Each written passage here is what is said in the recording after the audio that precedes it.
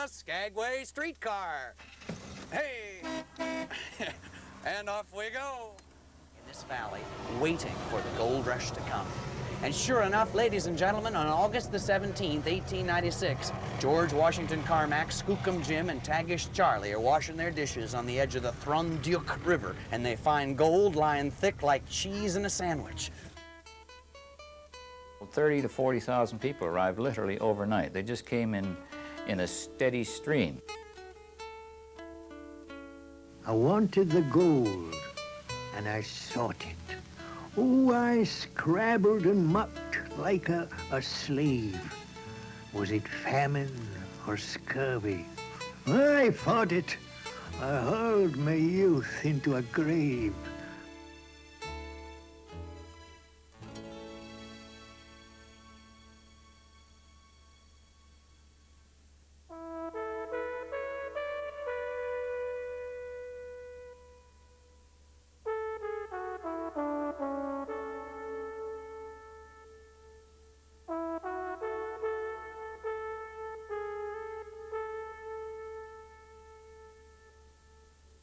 Ladies and gentlemen, I want you all to have a good time, and I want to remind you that if you do need to partake in any refreshing activities, for example, smoking, drinking, eating, spitting, or cussing, please do so in the intermission outside the building. All right?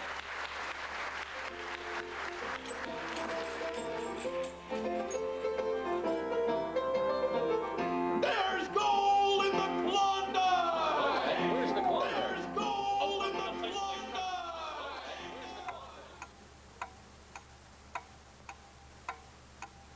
August 16th, 1896. Who could have imagined what a day this would be? Slowly, George rotated the pan, spilling a little gravel with each swirl. Eventually, the gravel was gone, and there, curving around the bottom of the pan, was gold, Klondike gold. This simple event triggered the Klondike Gold Rush. Next day, they staked 4 claims, 2 for George Carmack, the discoverer, and 1 for each of his companions, Skookum Jim and Tagish Charlie.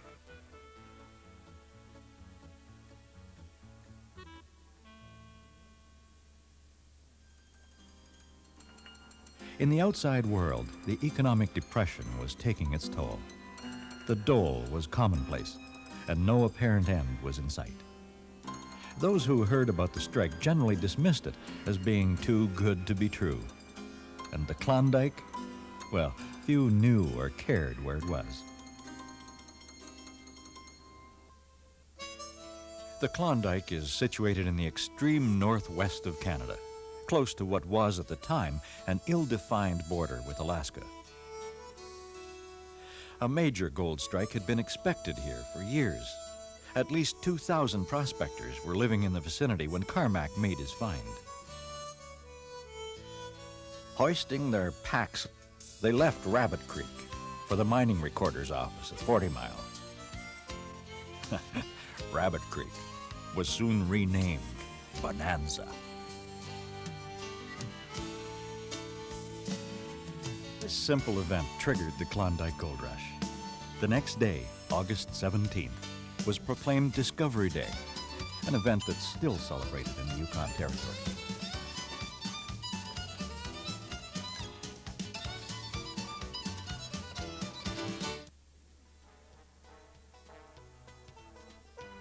The news spread, slowly at first.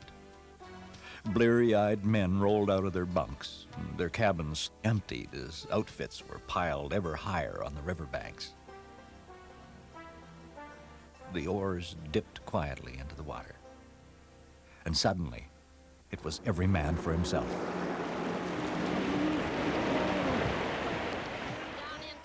Longtime Yukoner, Sourdough Sue Ward. So they would shake it, and then they would hold her still, and then they would sluice it off and let the law of gravity pull the gravel off, because the gold is 14 times heavier than the gravel, and so it sinks to the bottom.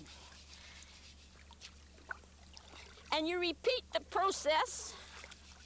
And if they found that their ground was good and they wanted to stake a claim, they would put a post in at one end of the ground and mark it number 1, put the name that they would give their claim and their own name and the date they were staking it. And then they'd go 500 feet up the creek bed and 1,000 feet on either side. And that would give them the claim. But first they had to make the trip back to the mining recorder's office, and there they would have to pay $10 and they could work it for a year. And then they get busy looking for the gold. Within 5 days, 50 claims were staked. A month later, 200 were recorded. In the outside world, a jolt of major proportions would be required to shake off the pervading gloom and despondency. The jolt arrived on July 17th, 1897. The North American Trading and Transportation Company's steamer, Portland, gave a blast from her whistle and eased into the Seattle harbor. Within minutes, headlines screamed, "A ton of gold in Seattle. You simply wash it from the creeks," they said. They said. They said. They said.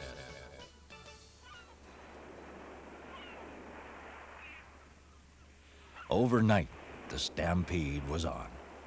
A gold-crazed horde surged north, up the west coast, in anything that would float. A strange madness gripped the world. Gold fever.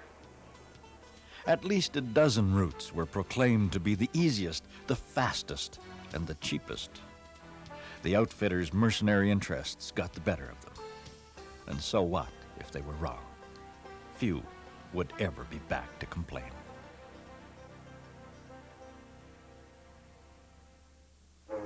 Only 3 practical routes were well tried. 1 via St. Michael and the Yukon River, and 2 via the Inside Passage and Lynn Canal. Skagway, a major port at 98, is still abuzz with activity. Here the stampeders, scalawags, and scoundrels landed on their way to the goldfields. And here, they took the White Pass through Skagway, or the Chilkoot through neighboring Dyea. The Chilkoot has been immortalized in photographs. The thin line of men and women climbing the golden stairs has become a Klondike trademark. Now Dyea is quiet. Once a thriving town that vied with Skagway, it has almost vanished.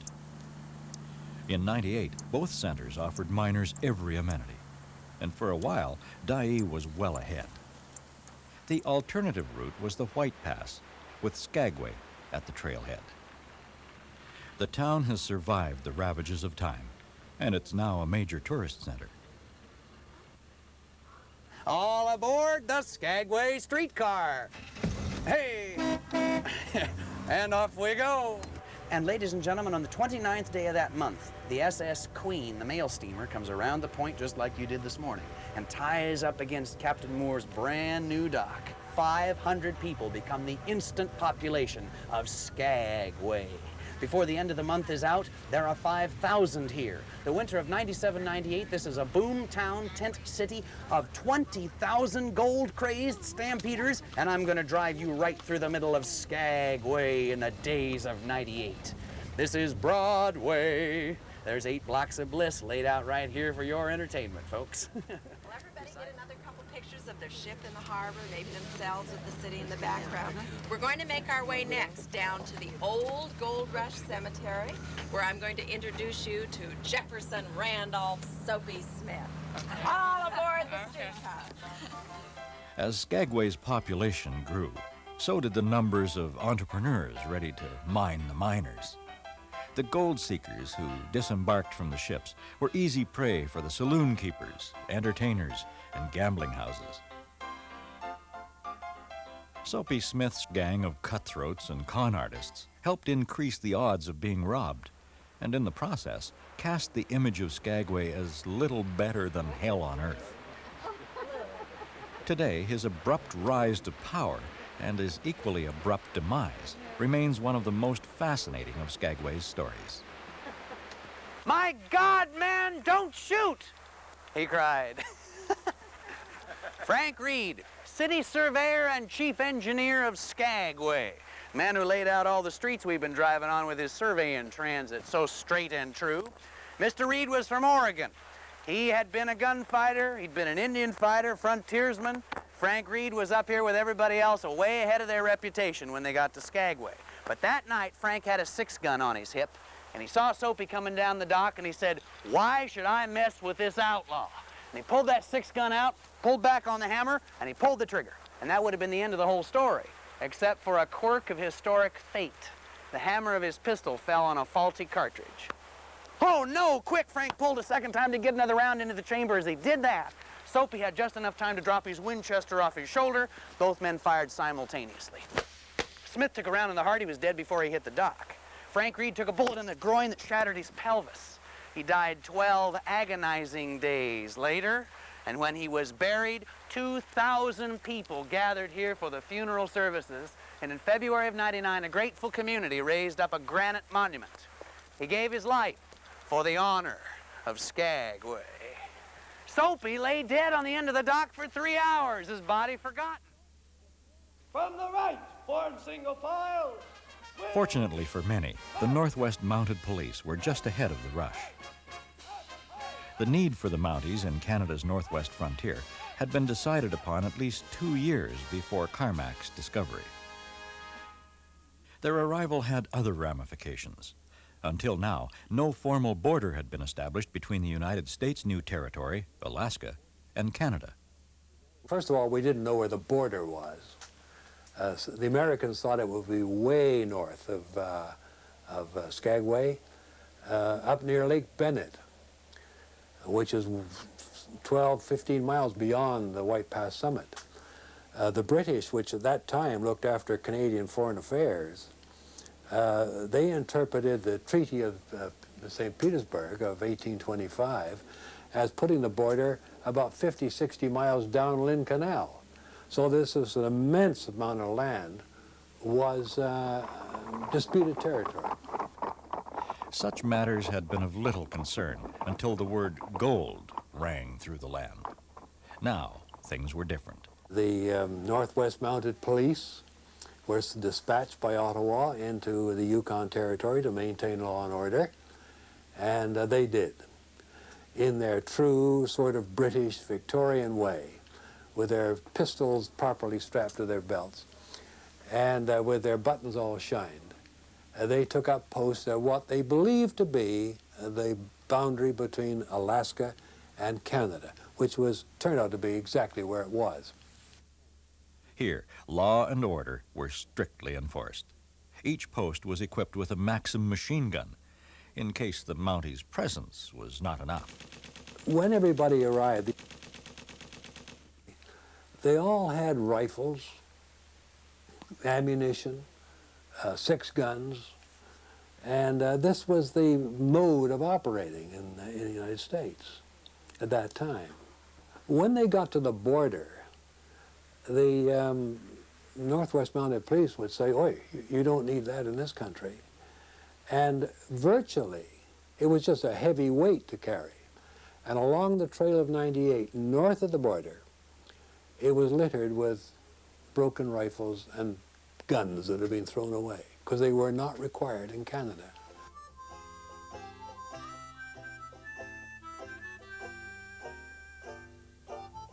The law required each man to carry sufficient supplies for a year, a requirement implemented by the Mounties that was later credited with saving the life of many a luckless prospector.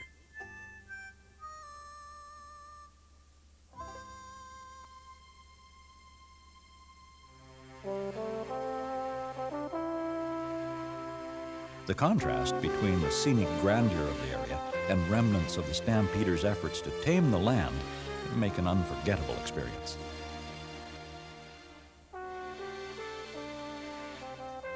The Slide Cemetery, sheltered beneath the trees of the Pacific coastal rainforest, is a poignant reminder of the unforgiving nature of the past. An avalanche on Palm Sunday, 1898, swept more than 50 men to their deaths. The trail begins close to the old town site, billed as the longest museum in the world, 33 miles to be exact. Every summer, the trail sees a constant flow of visitors. Accessible only by foot, the route takes from 3 to 5 days to hike. With few amenities, hikers need to be well prepared. This is actually enough food for like 7 days. 7 days.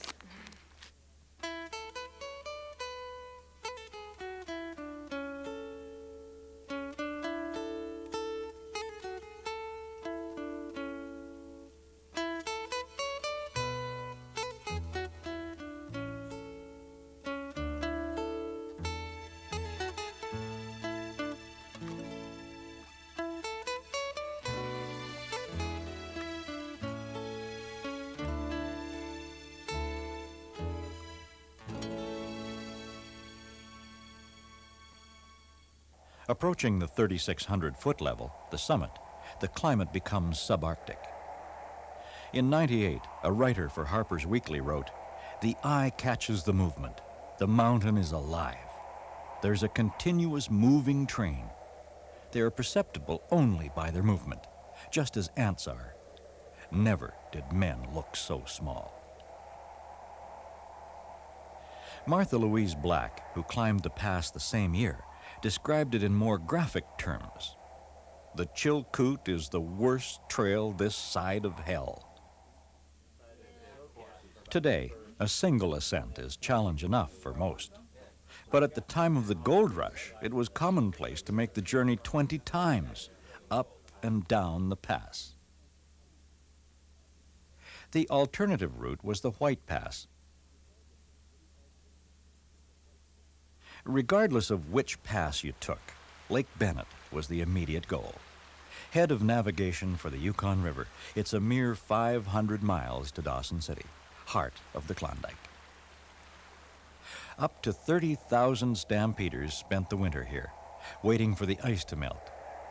It did the following May, the 29th to be exact. Meanwhile, you could build a boat. All you had to do was cut down the trees, haul them to a site near the water, whipsaw the lumber into planks, assemble your boat, and seal the cracks. And then wait for the ice to melt.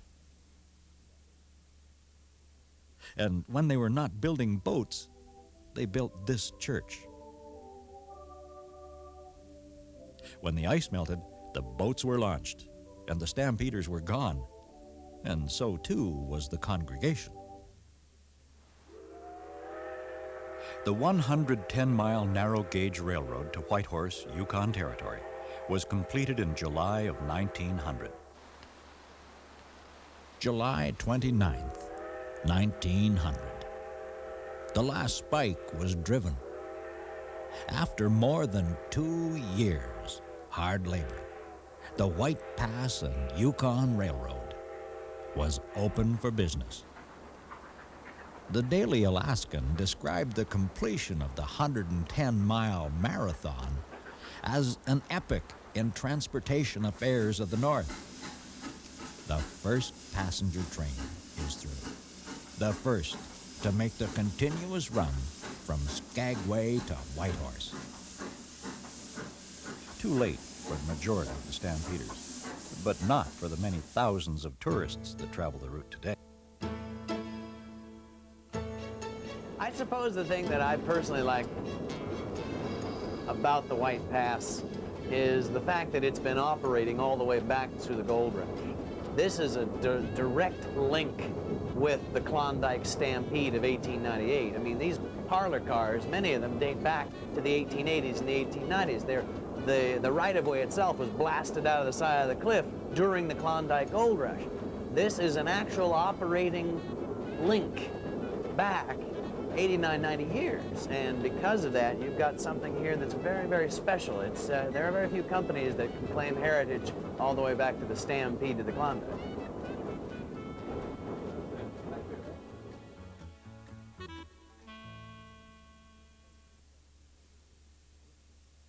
Despite the questionable skills of the boat builders, the Mounties counted 7,124 craft and 28,000 people en route.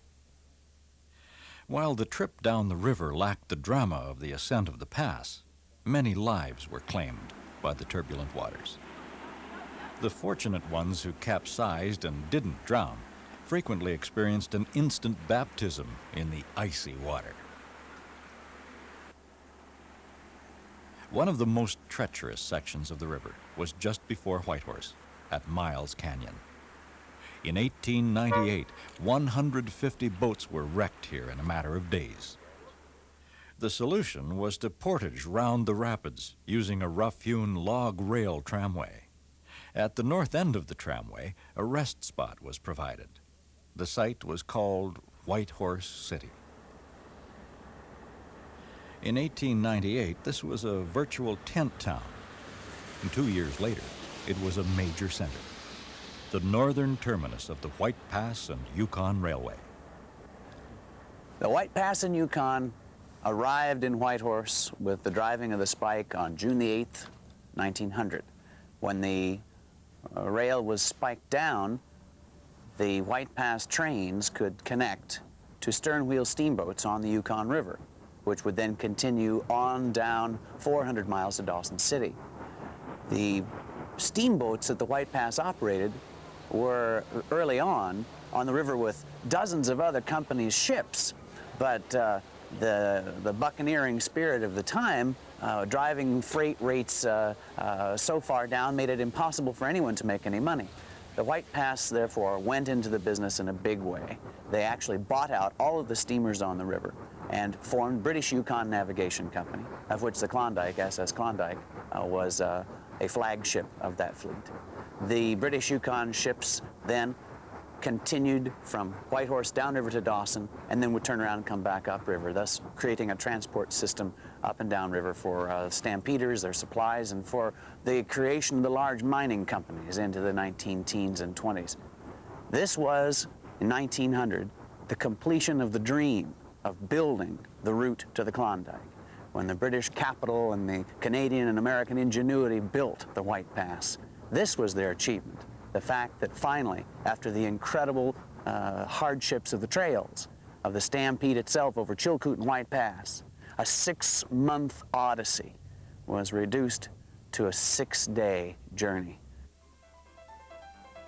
During the summer of '98, over 30,000 people arrived in Dawson City.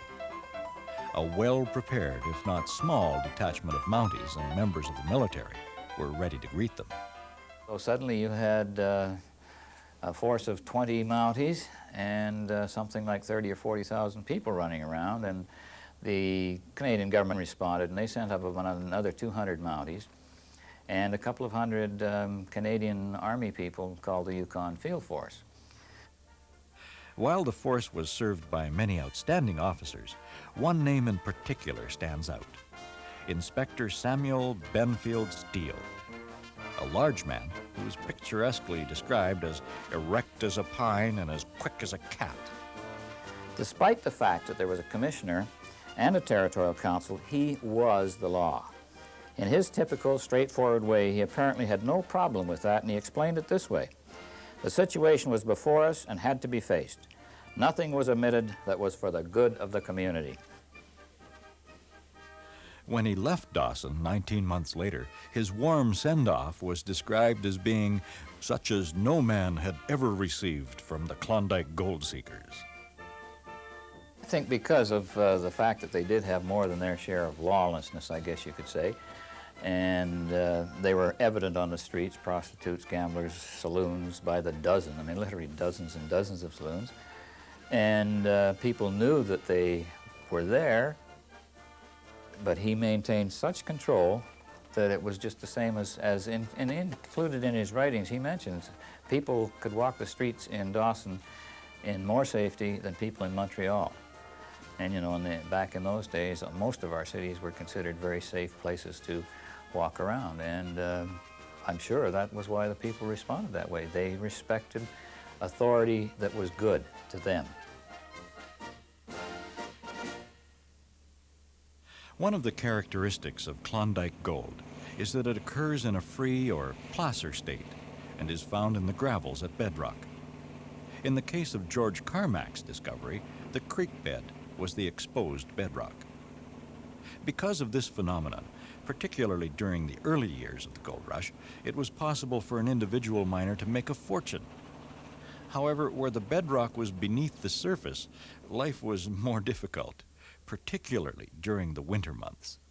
The idea was to sink a shaft as a miner and go down to bedrock, which was about 50 feet down, and all the ground was frozen.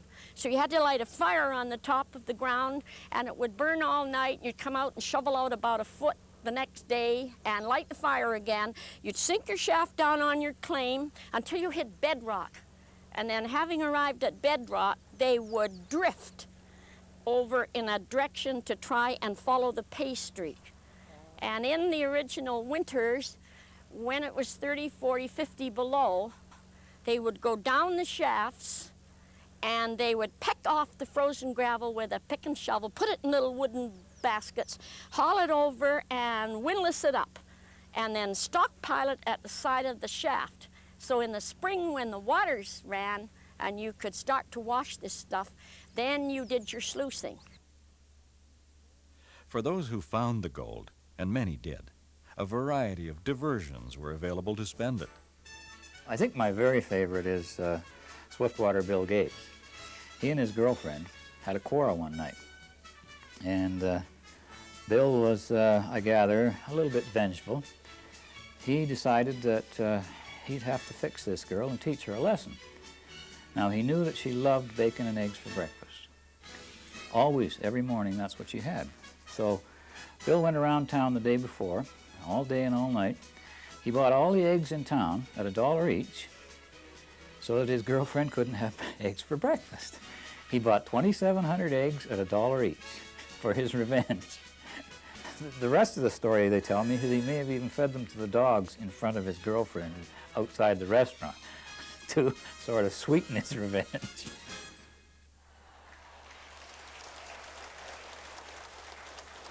In July of 1899, a luxurious opera house, the Palace Grand, opened in fine style. It was built by the flamboyant Arizona Charlie Meadows, who brought everything here from Wild West shows to opera. Today, the Palace Grand is one of a number of buildings featuring turn-of-the-century entertainment that have been reconstructed by the Canadian Park Service.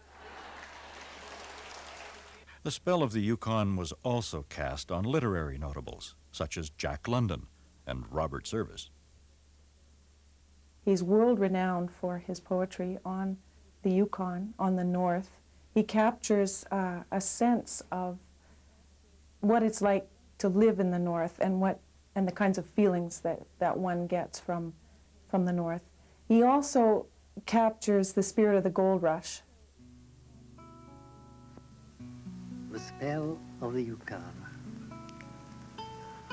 I wanted the gold, and I sought it.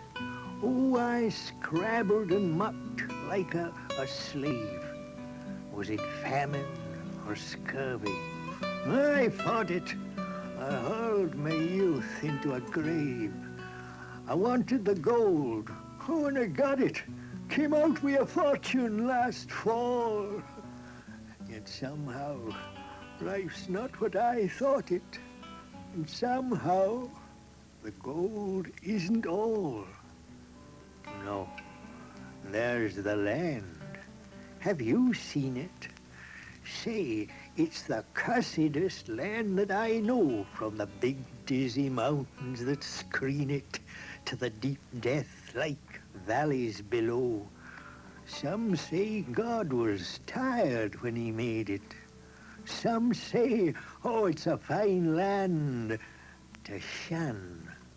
Maybe. But there's some as would trade it for no land on earth. And I'm one.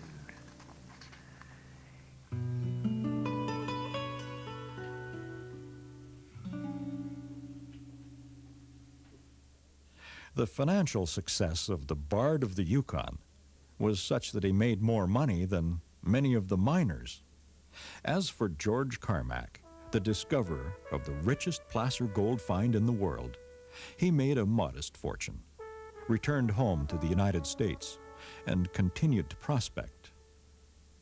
But a second bonanza was not in the cards.